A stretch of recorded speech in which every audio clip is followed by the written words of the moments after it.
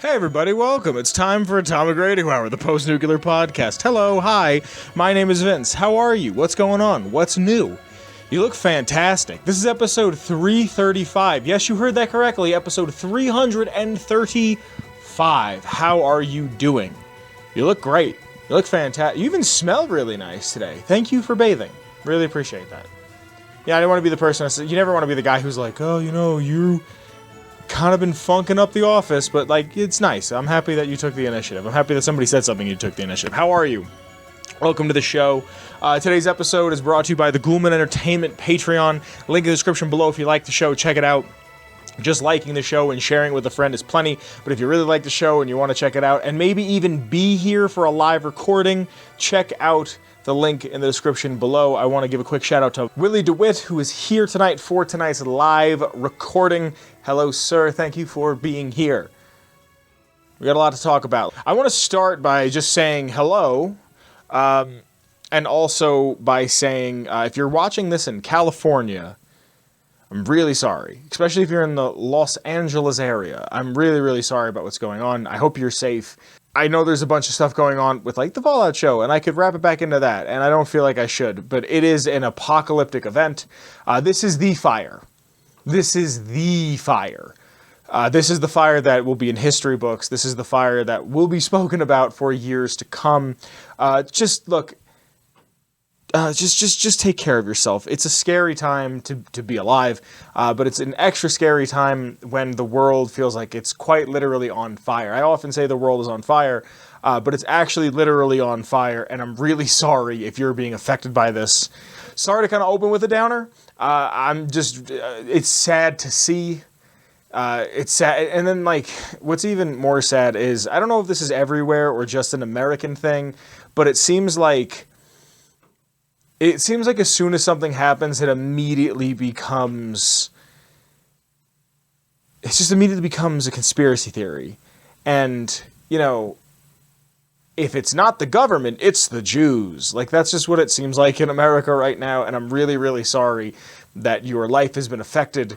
And to the point where people are just thinking, like, oh, you know, it's this event that probably has no basis, no credence in what is actually going on with you. So, just, if you're watching this, maybe don't.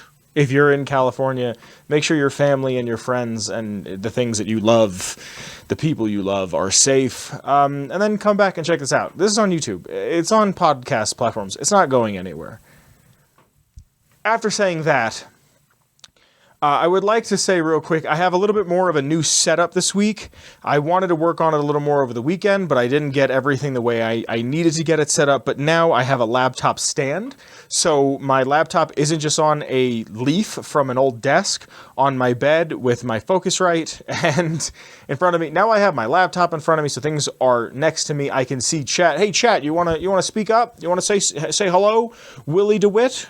In chat real quick. Hello, there he is. Hi. See, I could stay on screen and read it, and I don't have to, like, dip around and dip over and back around. So this is fun and exciting. It also came with a little standy stand for my phone, so if I need a second source of notes, I have a little spot for my phone. I'd love to show you what the setup looks like, but my room is a mess.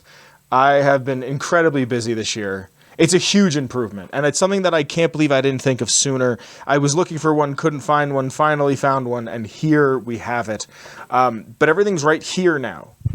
The Fallout shelf is here, my mic stand is here, the camera's here, the lighting is behind it, and now I have the laptop on the stand, and my Focusrite came with a little standy stand for a mouse, but I'm using that for my Focusrite. And now, you know, I have all this, and I just want to say thank you. Again, we're going to get to Patreon, but this is a Patreon contribution. There's something else that I have that the Patreon helped out with that I'd like to try. The only thing is I realized once I put all this together that I might have just had a table that works, and I have to kind of mess with it. I do this in my bedroom. It's a real humble operation. I'm thinking about moving some of the bedroom around a tiny little bit just so I can have a little more access to make the show. There's something that I want to do that I feel like is going to make the show a little more fun. It's a big goal of mine for 25 is to make the show's editing a little more streamlined, especially because green screen stuff takes forever. What a lot of people don't understand about green screen stuff, at least for me, is if I'm not getting if I'm getting fresh footage, if an episode is, let's say, an hour long, most of them are about 30 minutes, let's just say an hour, right? I have to record for an hour, and every hour of footage you have, in my experience, is about 3 hours of editing, and then I have to go play, I know, oh my god, you have to go play a video game for an hour, but I have to go play New Vegas or Fallout 4, Fallout 3, I have to play a Fallout game for an amount of time. And it depends on where I am in any given save. I could be at the beginning of something, I could be at the end of something, I could be at a save that I totally missed out on something, and I kind of have to bop back and forth between old saves to kind of get to a certain point. And it's one of those things where, okay, I have an hour's worth of footage to go grab, but it's going to take me 2 hours. So the editing process is a long one, and the goal of the things that I have in mind for this year is to improve upon that to make it quicker. There's not really much I can do about getting footage outside of going to someone and saying, hey, I'm going to pay you to go get footage. I got to get used to this. I'm smacking my equipment. I can sit there and go, oh, you know, I need this equipment, that, or excuse me, I need this footage, that footage. I can do all this other thing, but it's one of those things where it's like, let's just keep it as Wayne's World as possible. And let's try to make it as much of a homegrown operation as we can. But again, this is a Patreon helping. This is a Patreon contribution. There's a few things that you might have seen me use in the past that might be making a return because I can kind of finagle a way to do this in a quicker, more succinct way. And again, it's all because of the people helping with the Patreon and stuff like that. All right, for something fun, let's talk about something fun that isn't housekeeping, my goals for the year. Let's talk about something... I'd also really like to hit 1,000 subscribers on YouTube. You know, I'm just going to put things into existence. I'm going to speak it into existence because I don't think I've ever said it. If you like the show, I ask that you please share it. You don't even have to just you know, it's the mantra of 3 people. You throw something to 10 different people. Like if you like a book and you give it to 10 different people, 3 people are going to love it, 3 people are going to hate it, and 4 people aren't going to care. I'm at like 9 and a quarter-ish, maybe a little more, maybe a little less, depending on when this comes out. I'd love to hit 1,000 before the year ends, which is super doable. I'd like to do it before June, but I think saying by the end of the year is humble enough. I'd really, really like that. I believe I'm drinking the Nuka-Cola Quantum on an episode that I have over here. If we, what do you call it? If we get to 1,000, which I'm super down to do. I'd love to do it, actually. But it's one of those things. I'd love to get there. And if you could just share the show with somebody, you know, hopefully they subscribe. Hopefully maybe they show it to someone who then loves it. Who knows? Thank you for being here. Now let's talk about something fun real quick. Okay, everybody knows I like the big lizard quite a bit. And he was added to Fortnite like a month ago, but I couldn't do anything to unlock him. And I think this Sunday, I think it is, you can finally play as Godzilla, but also in the Fortnite shop, they are adding Kong and Mechagodzilla, and that's nuts. Never did I ever think that Godzilla was coming to Fortnite, or any of his compatriots. It's a great time to be a Godzilla fan. I went to the comic book store last weekend, and they're doing another run of Godzilla and Kong versus the Justice League, which I'm super excited for because I didn't read the first one, and I need to read the first one. I actually want to get the singles for it, because if I'm going to read the new series in singles, I want to get the singles. I just got to go find back pages. There's a couple comic book shops in my neck of the woods that I could go find that'll probably have it, and I'll just get it eventually. Whatever. But they're doing Godzilla, Kong, Justice League, and now they're doing the Fantastic Four versus Godzilla, and it's not it's not Legendary Pictures Godzilla. It seems to be a bunch of different eras, like at least the cover looks like maybe like 90s, 2000s Godzilla, but the Fantastic Four, and in it was like, the Fantastic Four are going to get help from Spider-Man, the X-Men, I think Dr. Doom makes an appearance at some point. It's bonkers, and I can't wait for it. He's just everywhere. Kyle sent me the skin pack that you can get for Kong, Godzilla, and Mechagodzilla, and Kyle was like, dude, we gotta play as Godzilla and Kong as our skins, and I'm like, dude, we absolutely have to do that. It's so dope. It's so cool. And then, like, there's car wraps. I can now just have, like, Godzilla saying Mr. Brightside in Fortnite, which is bonkers. Godzilla can wear Jordans. Mechagodzilla can wear Jordans. If I can get If I can get Kong and some J's, that's crazy. I gotta go check when I'm done. I don't think it's out yet, but I want to double check, because as soon as it's out, I am scooping. God, is it fun. God, I love being a big Lizard fan. Thank you for being here. Let's get into some lore. Before I get into the lore, I gotta thank the Patreon. Thank you guys for supporting. Like I said early in the program, because of the Patreon, there's some names on screen. Thank you. These names are on screen. These are the people that are supporting the show. These are the people that are being a tremendous help. I just bought this new quality of life laptop stand. Like I said, everything is in front of me. I even have a little fun phone holder. Like, all this fun stuff is in front of me. You know, it's helping. I appreciate that I'm appreciated, and I can't state that enough. Some people that I have to thank, the names on screen currently, starting at the tippity top. I have to thank the OG Noah. Thank you, Noah. After Noah, I have to thank Willy DuWitt. Thank you to Willy DuWitt. After Willy DuWitt, who is here tonight, thank you for being part of the live studio audience, Willy DuWitt. After Willy DuWitt, I have to thank Mellow Milhouse. Thank you to Mellow Milhouse. After Mellow Milhouse, I have to thank Captain Leonox. Thank you to Captain Leonox. After Captain Leonox, I have to thank DanishHoundDog. Thank you to DanishHoundDog. And after DanishHoundDog, last but certainly not least, I have to thank Brotherhood Outcast. Thank you to Brotherhood Outcast. Like I said, the quality of life around these parts in the ARH studio, the Ghoulman Entertainment studio, which is really just my bedroom, is improving, because now I have all of this in front of me. I don't have to bend over. And because of these people, because of these fine folks, because of the people who appreciate the show, I can continue to grow it and make it bigger and better and whatnot. I love you. Thank you very much. So for this week, I have something fun.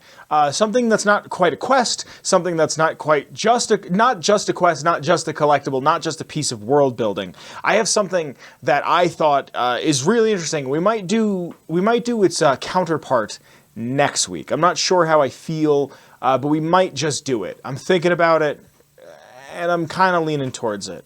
I went to the Ghoulman Entertainment Patreon, like I do weekly, and I asked a question: what would you rather hear about when it comes to the world that we live in the Fallout universe? Would you rather hear about bobbleheads or snow globes? If you'd like to hear any lore, and I mean any lore whatsoever from the Fallout universe, check out the link below to the Ghoulman Entertainment Patreon. It's the Patreon that supports this show. If you like it, check it out, from the $1 tier to the $10 tier, a bunch of different perks, but one of the biggest ones is no matter what tier you're at, your voice gets heard when it comes time to choose this week's lore.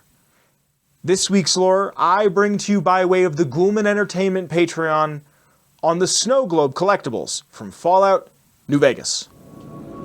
You do? Why, that's just wonderful. I'll take them and put them with the rest of the collection. Below me right now is going to be the timestamp of where all of the snow globe can be found. Head to that timestamp if you just want to know where the snow globes are. Thanks. Collecting is such a big part of my life, and it's such a big part of the Fallout universe, to the point where I think the devs at Bethesda really truly understood that, but didn't know what to do with the junk. Didn't know what to do with the stuff. We originally had the rocket launcher, which you could make in Fallout 3. That was a bunch of different pieces put together on a crafting bench, and then you could shoot stuff. I remember pencil being like really, really effective. That's being very, very powerful. You just and you'd shoot them out. And then it really came full circle when we had the junk jet in Fallout 4. If I believe I'm right, the junk jet also makes an appearance in the show. It was at least at the Amazon Prime event that they had in Texas, that they had the junk jet where you can shoot things out of. So much of my life, like, collecting is a big deal. I remember being a kid and being like, I want to collect something, and now I'm a collector.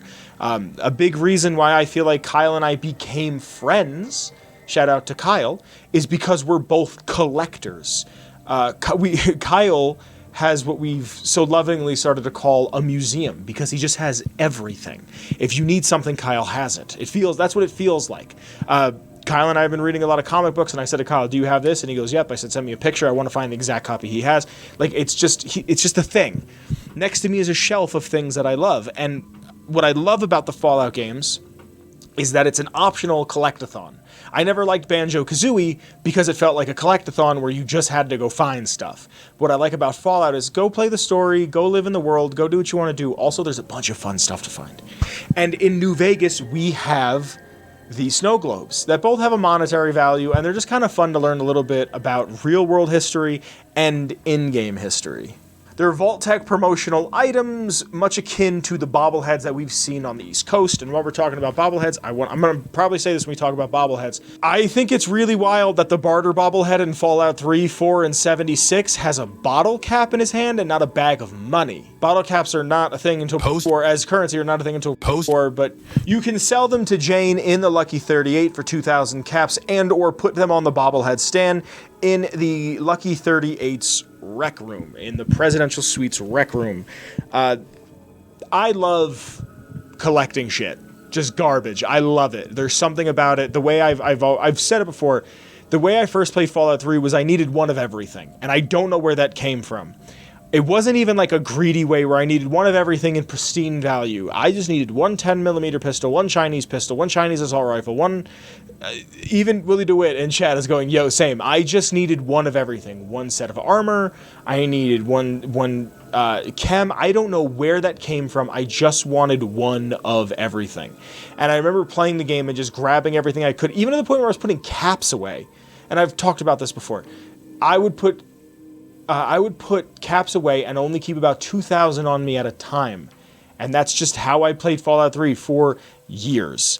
Now, I get all of my lore off of fallout.fandom.com, the Nukipedia, if you will. I love these games. I've played them, but it's nice to go on there and refresh some things. And also, there's some behind-the-scenes stuff that you can't find in the game. Like this quote here that I have from Joshua Sawyer, New Vegas's director. It says... in reference to the snow globes, it's for the Citizen Kane reference. Partly because it's especially fitting for Mr. House. He has no interest in physically interacting with the world, but also wants absolute control over New Vegas. Snow globes are a perfect static world in miniature that can be directly touched, but can be literally turned upside down if the owner desires. God, is the writing for Mr. House incredible. And you can go get these. He's a collector. He'll talk to you about it in game, about how he wants these things. So there's a total of 11 snow globes in New Vegas, and they have no stat or perk or skill buff like the bobbleheads do in 3, 4, and 76. You can find one in Good Springs west of the Courier's grave on the northern edge of the cemetery, and it says Good Springs and has the Vault Boy by a little town that looks something close to Good Springs. You can also find one at the Hoover Dam. It's in the visitor center on the welcome desk, and it's simple. It's the Vault Boy. He's got a little hat on, and he's saluting at Hoover Dam. After that, we have the Old Mormon Fort. In the western corridor of the upper floor of the fort, there is a shelf, and on that shelf is the snow globe. It shows the outside of the Old Mormon Fort, and the Vault Boy is waving. He's like, hello, I'm at the Old Mormon Fort. The next one I think is really fun because it's not so much a game name, and it's more of a real-life location, Mount Charleston, which is Jacobstown. At the reception desk of the ski lodge in Jacobstown, when you enter it, right where Doc Henry is and all the Nightkins and where they're doing all the research, that is where you will be able to find the snow globe. It's one of the easiest ones to find, and this one has the Vault Boy, and he's on a mountain, there's some snow, and he's got a little red scarf on, and he's got his hand like he's looking upon things. The Nellis Air Force Base, which is probably the best one, it's the Vault Boy inside of the snow globe with the barracks, the bunkers. There's a plane. He's got a jacket on, a little hat. He's fun. I like him a lot. Inside of the Boomer Museum on Pete's desk. So go check out the Boomers, see what they're doing. Go see Pete. You'll get a little Boomer fame for checking out their lore, their lineage, their history, and on your way out, grab a snow globe. Inside the Lucky 38, there is a test site one. The test site one, the snow globe for the test site that you find in the Lucky 38 shows the Vault Boy with dynamite in his hand and some goggles and an explosion behind him. This one's a little trickier to get. After you speak to Mr. House, you'll gain access to the cocktail lounge, and you'll find the snow globe on a counter next to a cash register, a green lamp, and some bear traps. It's one of those areas that you can go into quick, grab what you need, and get out. The only real reason you're probably going to go in there, as far as I can think of, is for the snow globe. You could also get one for the strip, and you can get it in Vault 21, and this one's another one that's a tad trickier to get to. Not because it's hard, it's just you gotta take a couple extra steps. And this one shows the Vault Boy in the snow globe with one of those green visors on, and he's got cards in his hand. I can't tell what his hand is,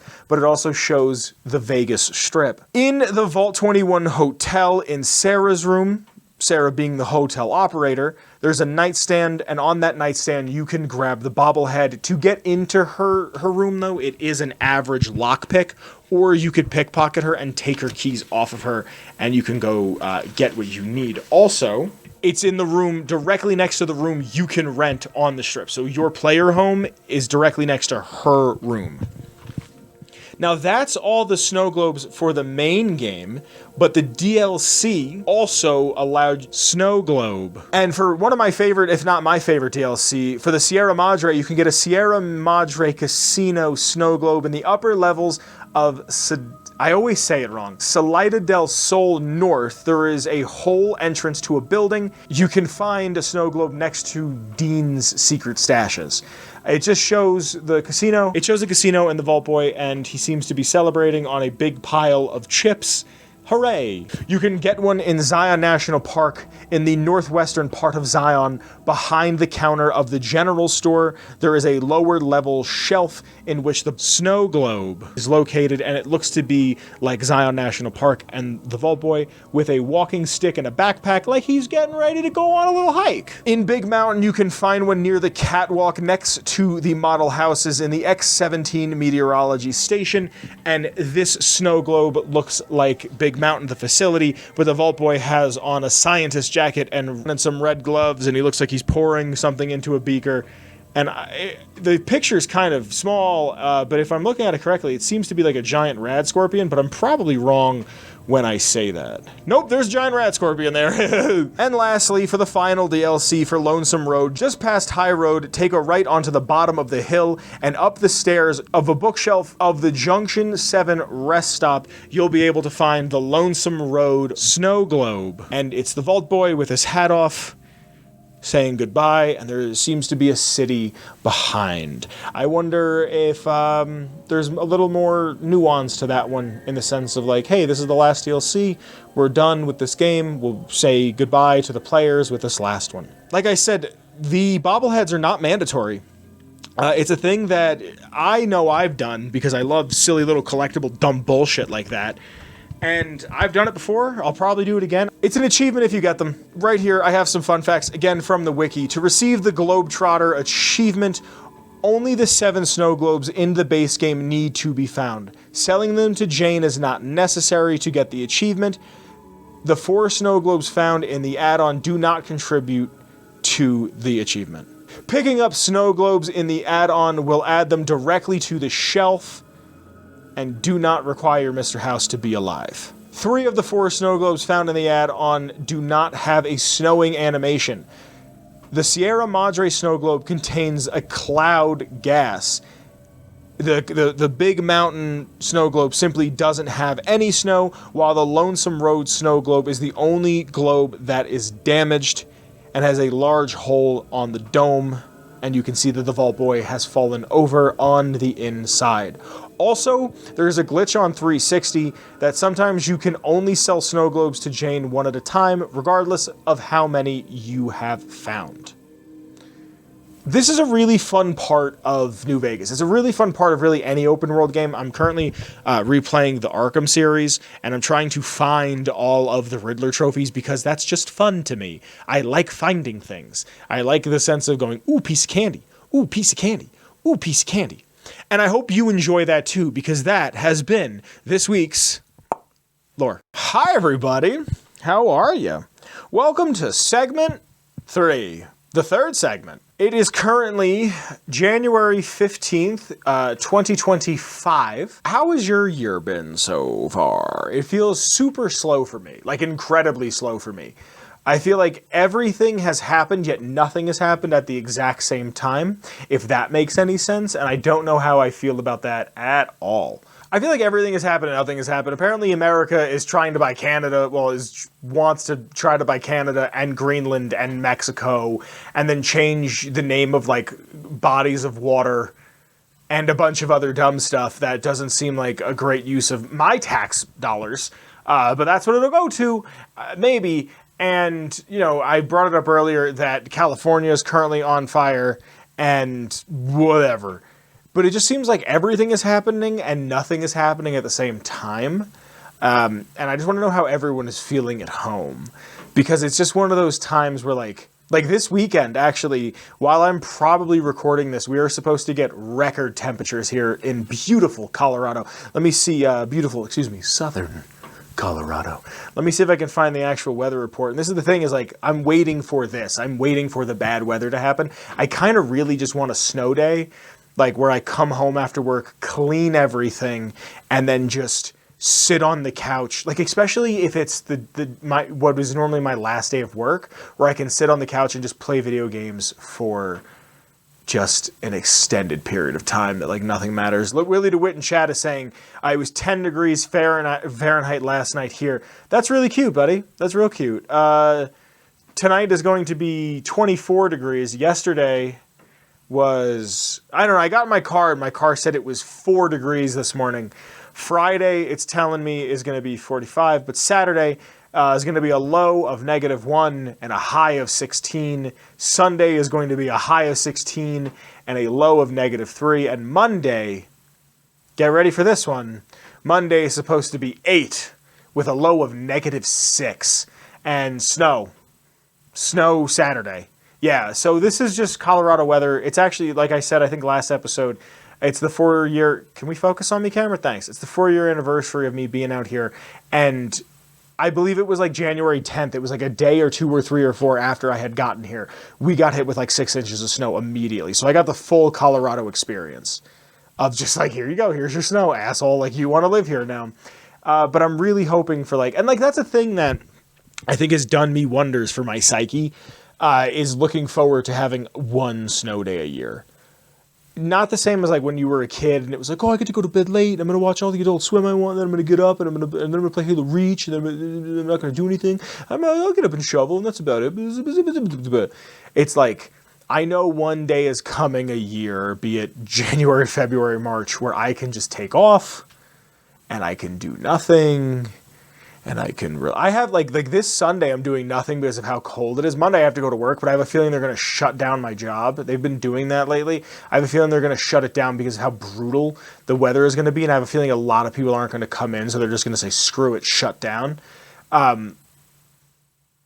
And Sunday I'm getting a oven pizza and really bad frozen cookie dough.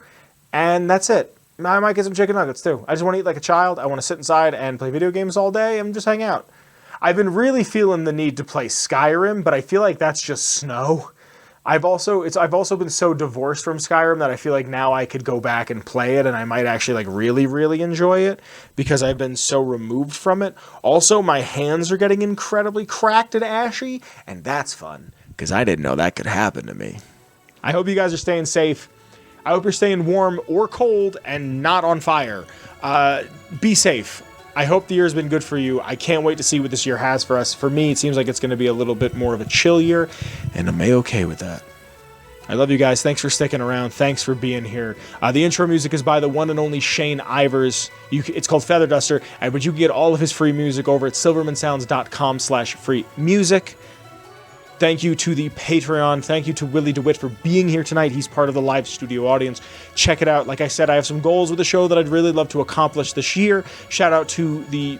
screw it. Shout out to the Patreon again. Join the Discord. Link in the description below to the Discord. There's also a link to my Twitter, the show's Twitter's Kyle's Twitter, and the Redbubble, where you could support and help out if you care to do so. I think that's about it. Thank you for sticking around this week. I'll be seeing you next week. I love you. Be safe. Bye, everybody. Bye. Atomic Radio Hour Podcast. A Ghoulman Entertainment production.